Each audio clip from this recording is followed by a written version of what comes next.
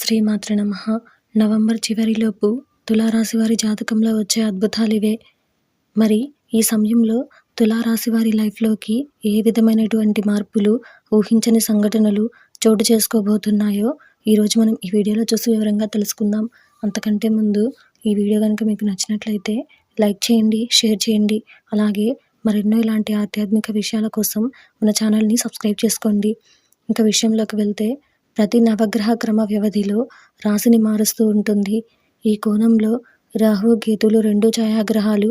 ఈ గ్రహాల రాశి మార్పు ప్రభావం అనేది అన్ని రాశుల జీవితం పైన కనిపిస్తుంది. ఇది కొంతమందికి మంచిగా ఉంటుంది. రాహు, కేతువులు కేవలం నీడ గ్రహాలు మాత్రమే కాదు, ఎల్లప్పుడూ వాలుగా ఉండే స్థితిలో ప్రయాణిస్తారు. ఈ గ్రహాల రాశులు మారడానికి 18 నెలల టైం పడుతుంది. ఈ సందర్భంగా అక్టోబర్లో రాహుకేతు సంచారాలు జరుగుతాయి. రాహు మేషరాశి నుంచి మీనరాశికి, కేతువు తులారాశి నుంచి కన్యారాశికి సంచరిస్తారు. దీని వలన నవంబర్ చివరి వరకు తులారాశి వారి జీవితంలో జరగబోయే మార్పులని ఇప్పుడు తెలుసుకుందాం. ఈ 2 గ్రహాల సంచారం అన్ని రాశులలోనూ కనిపిస్తున్నప్పటికీ ముఖ్యంగా తులారాశి వారి జాతకంలో ఆకస్మిక ధన ప్రవాహం ఈ సంచారం నుంచి అదృష్టాన్ని పొందుతారు. స్వాతి 1, 2, 3, 4 పాదాలు, విశాఖ 1, 2, 3, 4 పాదాలలో జన్మించిన వారు తులారాశికి చెందుతారు. ఈ తులారాశి వారికి అదృష్టాన్ని తెస్తుంది. ముఖ్యంగా వ్యాపారులకు మంచి లాభాలను తెచ్చిపెడుతుంది. అంతరాయంగా ఉన్న పనులు విజయవంతంగా పూర్తి చేస్తారు. ఉద్యోగస్తులకు ఆఫీస్లో ప్రమోషన్ వచ్చే అవకాశం ఉంటుంది. నిరుద్యోగులు ఉద్యోగాలు, మంచి ఉద్యోగం పొందుతారు. ఏది చేసినా అందులో విజయం సాధిస్తారు. తర్వాత రాజకీయాలలో ఉన్నవారికి మంచి స్థితి వచ్చే అవకాశం ఉంటుంది.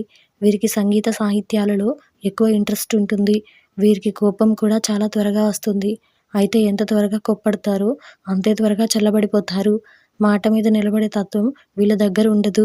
ఎంత సంపాదించినా దాన్ని వెంటనే ఖర్చు పెట్టేస్తారు.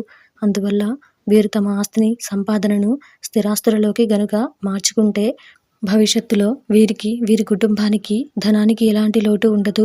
తులారాశి వారు ఉన్నత స్థానాలను అధిరోహించాలంటే లక్ష్మీ పూజ చేయడం ఎంతో శ్రేష్టం. వీరికి గ్రహాధిపతి శుక్రుడు కనుక శుక్రవారం పూట శుక్రగ్రహానికి మంచి పరిహారాలు చేస్తే వీరి జీవితంలో ఉన్నత స్థాయికి చేరుకుంటారు. ఇంకా లక్ష్మీదేవి కూడా ప్రతి శుక్రవారం కుంకుమార్చన చేయడం అనేది వీరి జాతకానికి శుభకరంగా మారుతుంది. తులారాశి వారు శనివారం పూట ఆంజనేయ స్వామి వారి దేవాలయానికి వెళ్ళి అక్కడ నెయ్యితో దీపాన్ని వెలిగించి మీ మనసులో ఉన్న కోరికలు, సంకల్పాలు చెప్పుకుంటే మీకున్నటువంటి సమస్యలు కూడా అన్నీ తొలగిపోతాయి.